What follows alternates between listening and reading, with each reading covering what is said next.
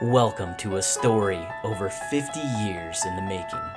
A story to celebrate 50 years of marriage. Follow along as Fred, Joan, family and friends reminisce about their wedding and events surrounding their marriage and talk about life in general over the last 50 years.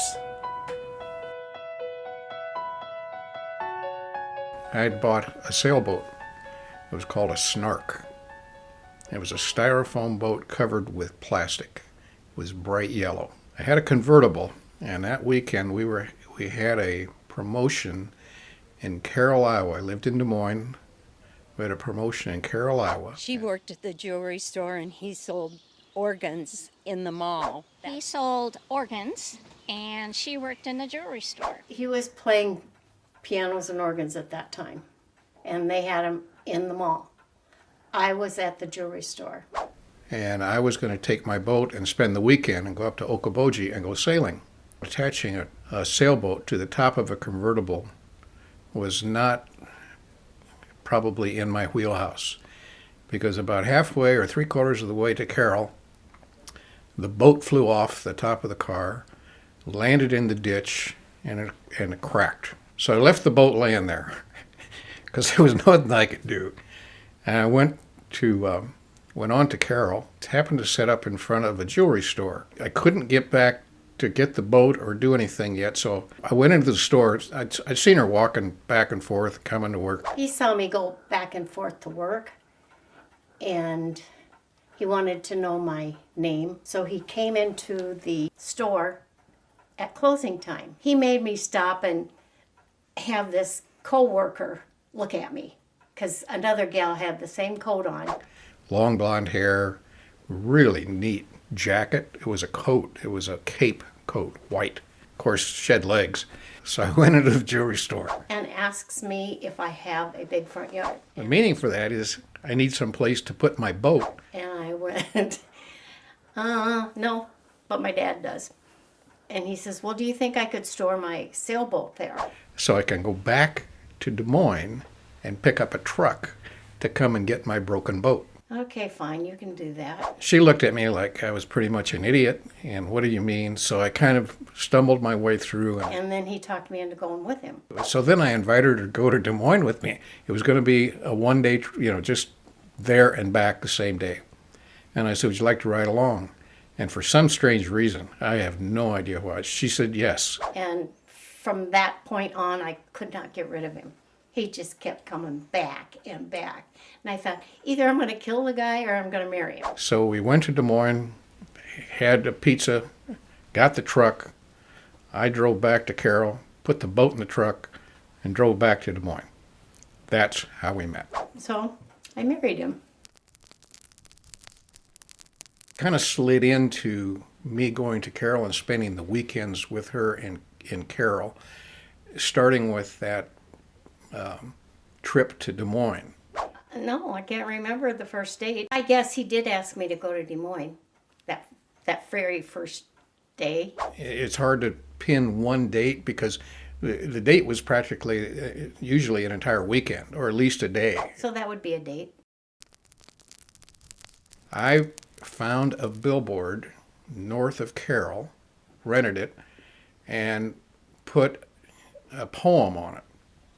Now, this was the poem that was a clue, but it was the last clue in a series of probably 8 or 10 poems that were strategically placed around Carroll, Iowa. I was on a scavenger hunt. I even have the tape somewhere. Oh, God. The first place was a motel that he stayed at that had his dirty laundry in it that he wanted me to go pick up. One was at a tavern. One was at a motel. She had to go into a motel and ask the desk clerk if there was an envelope there with her name on it.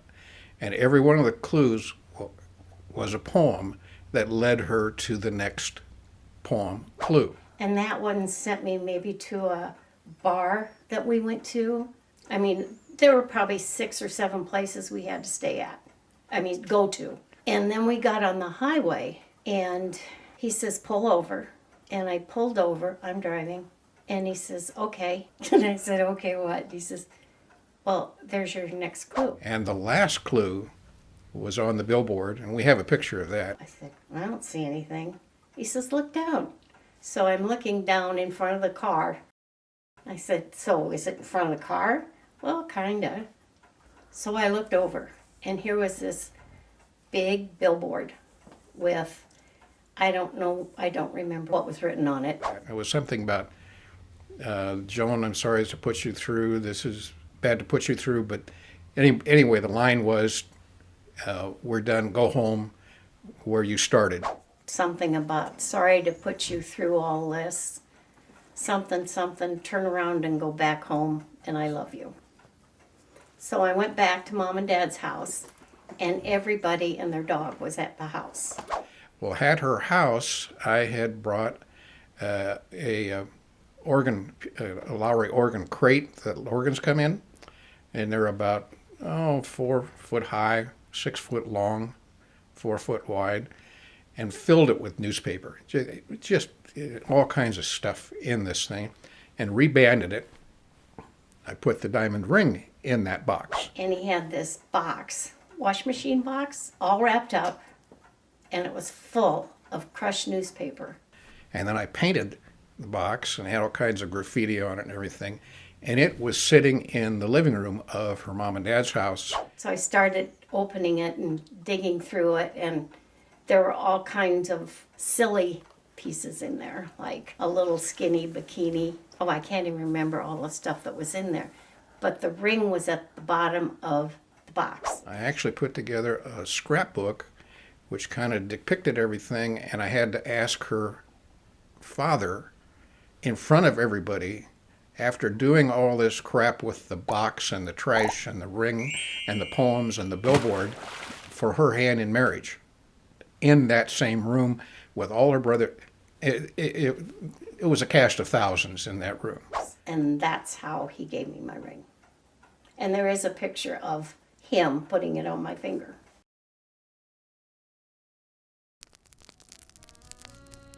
One time I'd been on the road for quite some time, and I guess I missed her. And then I came back, and I think actually the first time I actually told her I loved her was when she picked me up at the airport when I'd been out of town. She would spend sometimes the weekend at my house in Des Moines. So the more we were around each other, I guess it just grew, and then it happened. Was either kill him or marry him. I chose marrying him. A, it was the opening day of pheasant season. B, Nebraska played Iowa State in 1972, and Nebraska was ranked either 1 or 2 in the nation. Iowa State had let their grass field grow about 6 or 8 inches tall because they wanted to slow down the Nebraska runners. It was cold. It was in November 11th, 1972. The night before we had our rehearsal, and I cried almost all night long. So my eyes were puffy. They really looked bad. So I tried not to cry on the day of the wedding, and I pretty much didn't. Wedding day, I remember I cried. I don't remember a lot about it, but I cried because I cried the whole time because I just knew I was losing my best friend. I don't remember a whole lot about the wedding for some reason. I just remember how beautiful her dress was. It was just overwhelming. She was such a beautiful bride. The people that had not gone or gotten back from pheasant hunting and who were at the reception were huddled around a room listening to the football game on the radio. And it turned out to be, I think it was the final score, it was a tie. I think it was 13-all. Iowa State wasn't even ranked. So it was, obviously everybody from Iowa was really excited about them tying Nebraska and Nebraska being ranked. So in fact, I think they went ahead. Well, they were defending national champions. So. We went through the wedding part, and when we got outside, there was a truck, a pickup truck. They lifted me, and Fred got in, and we drove through Carroll in a pickup truck to the reception. Spirited down to the Legion Club where the reception was to be held, And there were several people there. I think quite a few people there, and everybody had a good time. The reception was, I think it was at 2 o'clock. And we just had cake and a dance. And then it was over with probably by 5. And Mom and Dad hosted everybody that wanted to come down to the house. I got a kick out of my best man, and he didn't know exactly which knee. He was worried about which knee to genuflect on, and he kept trying to practice it. He wasn't Catholic. Kept trying to practice his genuflecting, and we were leaving the next morning for Puerto Vallarta, so I didn't have a drop to drink. I was going, I don't need a hangover getting up at 4 o'clock in the morning and traveling for 12 hours to Mexico. So I didn't drink anything. Plus, I was able to remember, the people that were there, and everybody seemed to have a pretty good time, and us being able to provide their beer and other drinks probably contributed to them having a good time. Fred was getting the car packed to go to Des Moines because we had a flight to Puerto Vallarta the next morning. And I'm in my bedroom looking around feeling kind of blue. Vern and Joan were in the bedroom. They're crying their eyeballs out. And don't ask me why. And my dad walked in. And I looked at him and the tears started coming. And he came over and looked at me and he said, I don't want you to leave. And I said, well, now's a fine time to tell me. I said, I have to go. I have to go. He was handing the torch over to Fred, saying, here's my daughter. Oh, we missed our flight into Puerto Vallarta. So they put us up in a hotel. And I'm laughing all day long. I mean, there's guys with machine guns at the border. It was kind of scary for a simpleton like me. And we looked outside and there were street cleaners and all that kind of stuff. And the guy ushered us up to our room and the first thing I see is a twin bed. And I started laughing and I could not stop. I was so tired. And this looks like fun. And then right around the corner is a double bed. So we chose the double bed. We went to the beach and he wanted to go parasailing. And we had saved up to buy a camera. And he's going to take this camera parasailing. I said, you're not taking that. Yes, I am. Well, what if something happens to it? It won't. It won't. So he gets way up there and I had the video camera. So I'm on the beach filming him and I'm losing him. I mean, he's coming down and he's coming down fast. And I went, oh crap. He did. He hit the water and the Mexicans were jumping out of the boat, swimming over to save him because the sail was on top of him. And I thought, how could he do this? Leave me in a foreign country and I can't talk. And ruin the camera besides. She's not a very good sailor. I just want you to know. Can you say something in Spanish? See? I'm Jean, Joan's sister. I'm the oldest, and they tell me I am the queen. Well, I would say that Joan's pretty much the dictator in that family. And I think he has selective hearing. So if he doesn't want to listen to what she's saying, he just pretends he doesn't hear her. We are Rick and Helen Pudens, and I'm the sister of Joan and the sister-in-law of Fred. You never know what's going to come out of Fred's mouth. And Joan is just a very caring person and warm and very easy to talk to. She documented every penny they spent, and look where they are. And they ended up with 4 great kids and a ton of grandchildren. I am Joan's sister and Fred's sister-in-law. And I'm Scott, I'm her husband. Joan's always been the best big sister. Freddie, he had to grow on me a little bit. He was kind of silly in the beginning. He'd show up at the drive-in when we're busy, and he just wanted to come in and thought he owned the drive-in. But as time went on, kind of got to like him. And My first impressions of Fred probably weren't good. Yeah. I don't know if any of my impressions of Fred have been good. But we have had a lot of fun together. When they were married, Steve and I came out to Lincoln to go to a Nebraska football game. And we hired a babysitter. And in the meantime, we talked about hiring 2 other ones instead. Fred had to go pick the sitter up. He comes back, and he's got this sitter, and her hair's all wet. I looked at him, I said, Fred, you picked up the wrong babysitters. And he said, what? I said, you told me. And I said, no, we switched, remember? Joan says, Fred, what did you do? He says, well, I went to get the sitter. And she says, you got the wrong one. He told the girls, he says, well, I guess she changed her mind. We're not going to the game after all. Their hairs were wet. I mean, they didn't know they were coming, but they got in the car. So then he went and got the right babysitters. I mean, you just can't make this stuff up.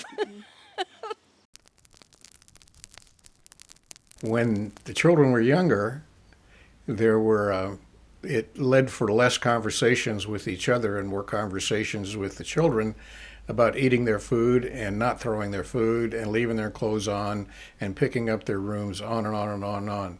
But as they got older, they became a part of the family as we could talk to them, and more became adults and share things with and enjoy our time together with them, and hopefully theirs with us. You don't have time for yourselves. Either you don't have the money and you don't have the time. You had to make sure that they were taken care of, and you sacrificed a lot of your time to do that, to stay together as a family, because if you didn't, everything was going to fall apart. We're here because we are making a special surprise for Momo and Poppy. I am Fred Joan's first daughter, their favorite child. I am Catherine, and I am the youngest of their 4 children. I'm Carrie Hoy. I am Joan and Fred's favorite daughter. My name is Ben, and I am the oldest child, meaning by default I am the best. I'm also making this video, so I am Mackenzie Stone Aldag, and my relationship to them is that I'm their favorite granddaughter. I'm Grace Aldag, and I'm their granddaughter. I am Alexa Ray Aldag. I am Momo and Poppy's 5th and most talented grandchild. My name is Tyler, and I am Momo and Poppy's grandson. My name is Will, or William. I'm Mo and Poppy's grandson. My name is Colton, and they are my grandparents.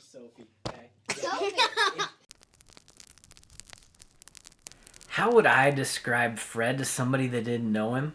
Fred is a bit of a jokester. My graduation, so many moons ago. The typical thong underwear in the pocket of his suit jacket, and he pulled it out, his hands were full, and he said, hey Ron, can you grab my handkerchief? And he pulls it out, and it's a thong underwear. That's a Fred one. I'd say look for the short couple that are fighting and arguing about where to go. This one's got to go this way, and that one's got to go this way, and they're not jiving. They're bickering. You can hear them. They're loud. Mostly mom's the loud one, yelling at dad, because dad can't hear. So back in the day, Fred is one of those, he could sell ketchup popsicles to somebody wearing white gloves. Easy peasy. Now if he were selling ketchup popsicles, he would probably talk so long that those popsicles would just melt while the person was waiting to hear what Fred was talking about. Joan yelling. Yes, also Joan yelling. But Fred not yelling. Yes. And I second that, Fred not yelling. We all like Fred. Fred's a cool dude. But he, at one time, had brought a organ and we brought it into the house, and he's like jamming on this thing. I mean, like, I can't remember if it was train whistles or whatever, but he's like, wow, is that cool? He gets up and walks away. It's a cassette tape. I mean, we all about Peter Pants. It's like, are you kidding me? I would describe Poppy as unfiltered. Do you know what that means? Okay.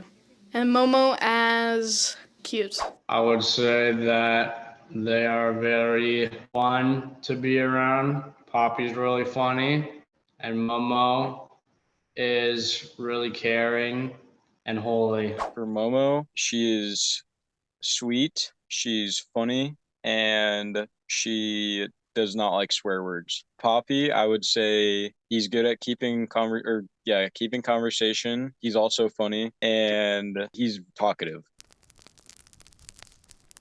Poppy was a lobbyist. I know he also did he sold phones. And then Momo, when she was really young, I know she worked at her dad's pizza place. Poppy had a cotton candy van, and Momo was a secretary. Poppy sold cotton candy. When they met, Joan worked at a jewelry store, and Fred sold organs and pianos. She worked at the jewelry store. I think she just cleaned and mended jewelry. And she might have worked at the drive-in. And she might have worked at the furniture store just because Popo made her. Momo never worked.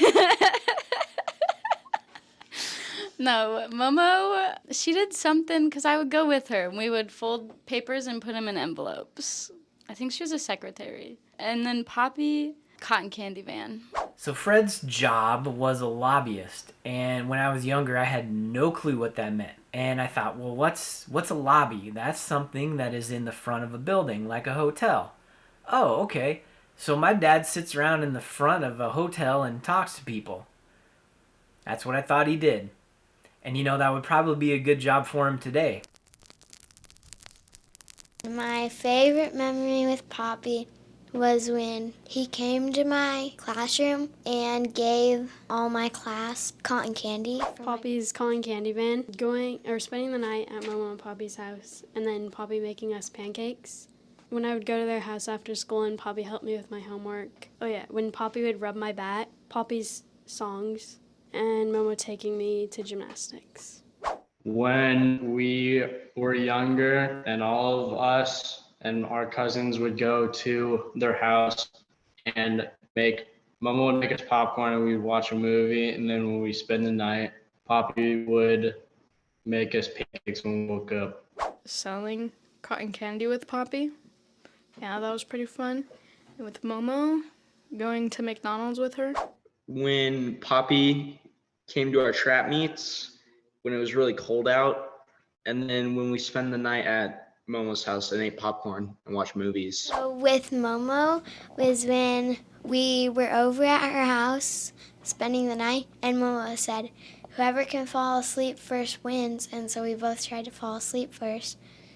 I think I lost all the times, though. Getting to stay the night at Momo and Poppy's, just whenever. And being the only grandchild, that's my favorite memory. When I had a birthday party at their house, and I had a Peppa Pig cake, and I got a box that had Peppa Pig toys in it, and I just loved them. I think my favorite memory was probably going to Disney World with both of them. And I remember not knowing that they were going to be there. I just thought it was going to be my family. And then I saw them there, and it was more fun that way with all of us. As a kid, it was definitely road trips. So we'd get in the car and we'd drive about 3 minutes to the gas station, and we got to pick out whatever we wanted from the gas station, treat, snack-wise. And my bottle of Mountain Dew and my bag of Doritos or my bottle of Mountain Spark was my treat for this 8-hour road trip, along with my siblings who got to do the same thing. We were cracked out about, an hour into the ride, but it was so much fun. We'd laugh and giggle, and I don't know why they did that. I know they yelled at us a lot. I still don't know why they did that, because I think about doing that now with my own kids, and I don't know why they did that. One of my favorite memories would have to be, I must have hijacked a date night and went with them to the movies. I sat in the middle of Fred and Joan, and we saw Boogie Nights. True story. I was in high school. Joan picked the movie, and I don't think she had any idea what it was about. Anyway, my favorite memory is taken from the Fred Joan Family Memories, volume 26, the 1983 edition. It is a reenactment of the Pilgrims' first Thanksgiving, and we all starred in it. Mother was a beautiful turkey. Dad might have been the videographer, and Ben was the narrator. Katie and I were the Indians, and Sarah and Ben were pilgrims. Some of my favorite memories are not necessarily specific memories, but memories that we have as a family. So going on family vacations, and Joan and Fred would try to make sure we were occupied in the long trips to see Grandma Eva down in Missouri. And we get coloring books, and we would get the Shasta pop that we get to drink, get a whole cooler full of that. He would give us fun things to do, like try to find ridge runners on the side of the road or in the mountains while we were driving around. We used to take walks down when we were in Missouri and picking up rocks on the road trying to find Indian artifacts, arrowheads and things like that. I don't know that I ever found any, but kept me busy. In my 20s, they would come over. I had an apartment by myself, and I would make dinner, and just those two and me would come over and have dinner together. Or one time we drove to Omaha and we had dinner together. So those are my most favorite memories. We got lost once in Illinois, and we helped blow up a hot air balloon. We've had a lot of fun with Fred when we're lost. Well, the story that I have is when your dad had, what kind of car, a Camaro? A convertible Camaro. And he was pretty naive and let me drive it, and I did not know how to drive a shifter. So I went to my friend's house, I drove, and she shifted. And how I got back to the house by myself, I don't know. He drove a convertible, and everybody drove it pretty much but me. I might have got it once to go downtown, so that was pretty nice of Freddie. He was always willing to give everybody the car, so that was good. Because I worked at a gas station, young and dumb and 14, and the guy had a 68 Camaro, 327, 3-speed convertible, and I'm all in. But he had, somehow or another we hooked up, and he had brought her over to the gas station I was working at. I don't know, I changed the oil. I mean, I did everything to this car. And he comes in to pay the bill, and I think it was $18. And he goes, "Really?" I go, "Yeah, I took care of you, But as a 13, 14-year-old, obsessed with driving. On Sundays, we had a barbecue, and I wanted Fred, because every place Fred would go, I got to drive, and that was awesome. Believe this or not, I used to put charcoal up in the attic, so we'd have to go to the store to buy it. Doug could drive Fred to the store, and we had to buy charcoal or whatever it took. So Uncle Dick was supposed to use Fred and Joan's car. I don't know where Mom and Dad and Joan and Fred went, but the car was there, and Dick didn't use it, and I ended up taking it out and took it out to Swan Lake and ran it off the road. Had to get a tow truck to get it out. There's mud all over it. I get it back to the house. And everything was fine. I didn't do any damage other than the mud. And, I treated that car like it was my own.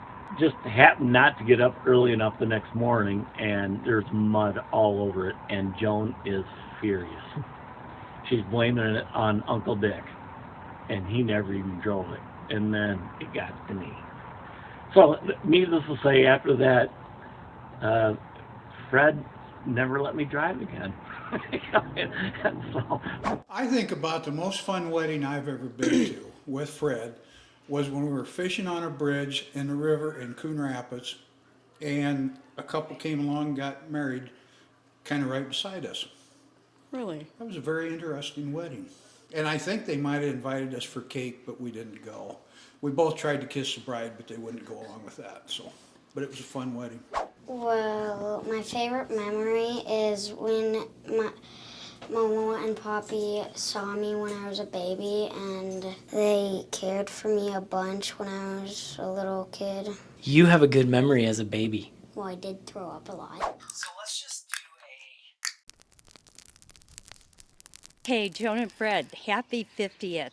I am so glad that one of us made it that far. I will never forget all the wonderful, wonderful memories we've shared, the 4 of us and then the 3 of us. I hope you have many, many, many, many more years together. Love you both. Hey, Joan and Fred, we really want to congratulate you on 50 years. Another many, many years. Congratulations, Fred and Joan. You did good. Hey, Fred and Joan, congratulations on 50 years. I can't believe it's been that long. I remember when Fred put up the billboard on Highway 71. That was unbelievable, and you guys have raised a beautiful family, and congratulations. We'd like to congratulate Joan and Fred for 50 years of being married. It's been a blessed 50 years. You have a beautiful family and grandkids, and I'm so glad that we can be a part of it. Congratulations. Hello, my name is Sandy Stone, aka Sadie, and I want to wish my brother Fred and his beautiful bride Joan a very happy 50th wedding anniversary. Congratulations, you two. Love you. Hey, we're the Haida family from Illinois. Joan and Fred, we love you. What a milestone. 50 years. Happy anniversary! Happy anniversary! Happy anniversary, Fred and Joan and Fred. Happy anniversary, Fred and Jen. Congratulations on being married for 50 years. Takes a lot. So good job, Fred and Joan, Mom and Dad. Happy anniversary, Joan and Fred. Why'd you have to do that? We love you. You're not using any of this. Okay. Promise? Promise. This shouldn't be this hard. Happy anniversary, Joan and Fred. We love you. Fred and Joan, happy anniversary. Hi, Joan and Fred. Happy anniversary! Joan and Fred, it's the Waltermans. Happy anniversary. 50 years, that's awesome. Ironically, I turned 50 this year, so that's a long time to be married. Ann and I are just celebrating our 25th, so hope to follow you guys in your footsteps, and you guys are an inspiration. Love you guys. Hey, Joan and Fred, cheers to 50 years. Happy anniversary. We love you. Happy anniversary. Happy anniversary, Joan and Fred. Happy anniversary, Joan and Fred. Congratulations. 50 years to do anything is amazing. And for Joan to put up with Fred for 50 years, don't know whether you should be committed or get a medal. But anyway, I know you got a wonderful family and you had 50 great years together, and starting 51, and hopefully we'll be making the same video for you on your 60th anniversary. Okay, I have to admit, I was one of the people that took the 30-to-1 odds that Joan would never put up with Fred for more than about 5 years. She's a remarkable woman. We wish, this is Barry and Diane Kennedy, we wish Fred and Joan all the best for many, many more years. You're an inspiration to many people. Happy anniversary, Fred and Joan. Happy anniversary, Fred and Joan. We remember when we first met you. I think we were at a summer board meeting out in mid-Nebraska, and your kids were very young. Lots of years have passed since then. Yeah, it's been 30-some years since we first knew you, Fred, and I'll have to say you were a fast learner of the petroleum business when you took the job thinking it was going to be a kind of a phase in, and George wasn't able to keep mentoring you, so I've had a lot of phone calls and whatnot with you, bring you up to speed on how the petroleum industry worked. But you were a fast learner and had done a really good job of managing the Petroleum Marketers Association for the years you were there. We've always enjoyed your company, and You're a great confidant, and we just wish you a happy anniversary going forward. And wishing you many more years of happiness, and enjoy your family. Joan has been my best friend forever. Through all the highs and the lows and the flat tires and the inflated tires. And Fred has been my best friend for any Fred I know, except one. Happy anniversary, Joan and Fred. Happy anniversary, Fred and Joan. Yeah, happy anniversary, Momo and Poppy. Congratulations, Momo and Poppy, on your 50th wedding anniversary. Congratulations for being married for so long, and just wish the best for you. Happy 50th anniversary. Happy anniversary, and hopefully you can be married for 50 more years. Happy anniversary, Momo and Poppy. We love you. Well, you added in that part. That was good. Are we done?